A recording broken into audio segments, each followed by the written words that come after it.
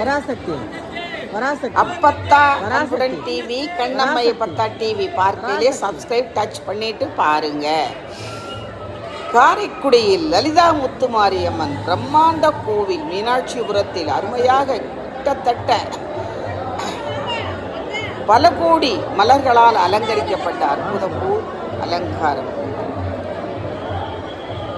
பல கோடி கணக்கில் பால்குடம், பல லட்சக்கணக்கில் தீச்சட்டி,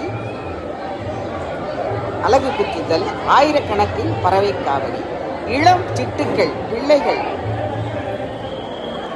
வயது முதிர்ந்தவர்கள் அத்துணை பேரும் சந்தோஷமாக கல்யாணம் பேசுதலும் பெண் பார்த்தலும் ஒருவர் அன்பாக கனிவான பார்வையில் நோக்குதலும் அற்புதமான ஒரு தருணம். லலிதா முத்துமாரியம்மன் காரைக்குடியை சுற்றி இருக்கும் கிட்டத்தட்ட 100 கிராமங்கள் சிறு குழந்தை போல் நடக்கவே பழகி இருக்கும் அந்த குழந்தையும் பால்குடம், அந்த குழந்தையும் அழகு குத்தி கொடுக்கும் அற்புதமான ஒரு தரிசனம்.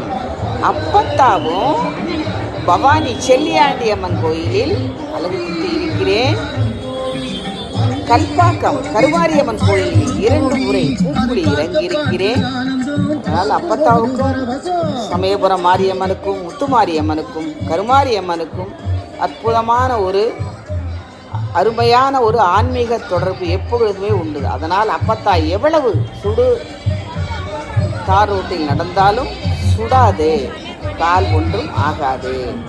உடம்பு முழுவதும் இறைவன் என்ற நாமத்தாலும் வலது கையில் பிள்ளையாரும் இடது கையில் சூரிய பகவானும் டாட்டுவாக அப்பத்தா கையில் வெளிநாட்டுக்கு போன போது அமர்ந்து கொண்டார்கள். எங்கு பார்த்தால் நம்ம ஆன்மீகம்.